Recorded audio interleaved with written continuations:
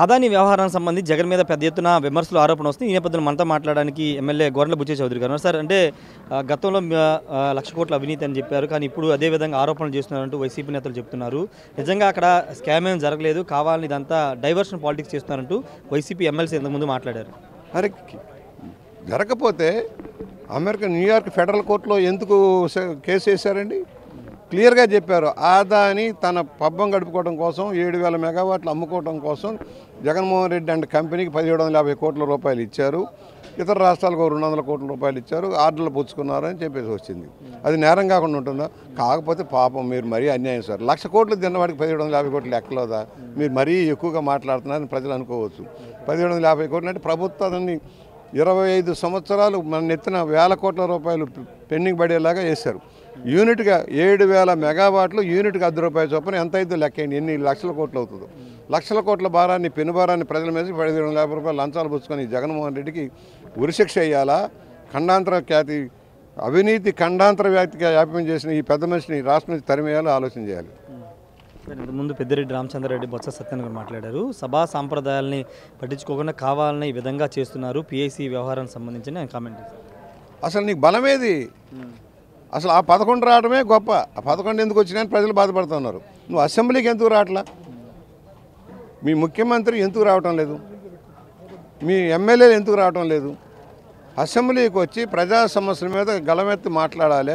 ప్రభుత్వ తప్పులుంటే ఎండగట్టాలి, నిర్మాణ సూచనలు చేయాలి. మీరు ఎందుకు రావటంలా? అసెంబ్లీకి రాకుండా 11వ నెల 11వ తారీఖు 11 గంటల 11 నిమిషాలకు సభ మొదలైతే అప్పటి నుంచి మీరు ఇవాళ దాకా సభకు రాలా. ఇవాళ తగుదునమ్మా అంటూ నామినేషన్లు వేశారు. నామినేషన్లు వేసి ఎందుకు పారిపోయారు? నామినేషన్లు వేశారు, పోరాటంలో నిలబడాలి కదా. పోరాటంలో చేయటం చేతగాని దద్దమ్మలు ఎందుకు పోరాటానికి వచ్చారు? ఇవాళ ఎందుకు పారిపోయారు? నీకు 11 నాకు ప్రతిపక్ష హోదా ఎలా ఇస్తారు? నువ్వు 18 మంది ఉంటే ప్రతిపక్ష హోదా వస్తుంది. నీకు 18 మంది కూడా లేరు కదా. నాకు ప్రతిపక్ష హోదా ఇస్తేనే వస్తాను, 24 గంటలు మైక్ ఇస్తే వస్తాను. నువ్వు ఇచ్చావా? మాకు మైకులు ఇచ్చావా? మాట్లాడినిచ్చావా? ప్రతిపక్ష నాయకుడికే మైక్ ఇవ్వాలా నువ్వు? నీలాంటి దుర్మార్గ పరిపాలన చేసిన వాడికి ఏ విధంగా గౌరవించాలి మేము? సార్, ఫైనల్గా ఒక మాట చెప్పండి. మొన్న జగన్ ప్రెస్ మీట్ పెట్టిన సందర్భంలో ఒక మాట మాట్లాడారు. చంద్రబాబు ఇన్నేళ్ల తన రాజకీయ జీవితంలో తన తల్లిదండ్రులు ఎప్పుడూ బయటికి చూపించలేదని కామెంట్ చేశారు.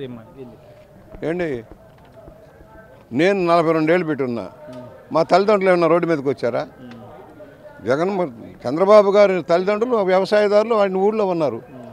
ఎప్పుడు ఆయన వెళ్ళి చూసుకొని మంచి చెడు పరామర్శ చేసుకుని వచ్చేవారు.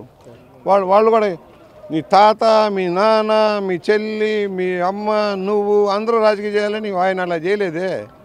చంద్రబాబు గారు ఆయన వరకు వచ్చాడు, ఇప్పుడు లోకేష్ గారు వచ్చారు. అందువల్ల నువ్వు వాళ్ళు ఎందుకు రాలేదు బయటకంటే నువ్వేడో చెప్పడానికి. ఫ్రాక్షన్ రాజకీయాలు ఆరిన కుటుంబం నుంచి వచ్చిన నువ్వు సొంత బాబాయిని హత్య చేయించి దాన్ని ఇతరుల మీద చంద్రబాబు మీద నెట్టడానికి చేసిన ప్రయత్నం మనం చూసాం. గొడ్డలిపోటుని గుండెపోటుగా చిత్రించిన సంఘటనలు మనం చూసాం. ఆ కేసును మాఫీ చేసుకోవడం కోసం ఎంత కుస్తీలు పడుతున్నాడో మనం చూస్తున్నాం. పోలీసు వ్యవస్థను ఎంత దుర్వినియోగం మనం చూస్తున్నాం. అందువల్ల నీతులు చెప్పడానికి పనికిరావు తండ్రి. నువ్వు తాడేపల్లి ప్యాలెస్ పిల్లివి, నువ్వు పులి అనుకుంటున్నావు, పిల్లివి. లేకపోతే ఆ కోట ఏంటి, ఆ గవర్నమెంట్ తోటి ఆ బారికేడ్లు ఏంటి, ఆ పెద్ద పెద్ద ఇనప చట్టాల బిగింపు ఏంటి? నువ్వు పిరికి సన్యాసివి.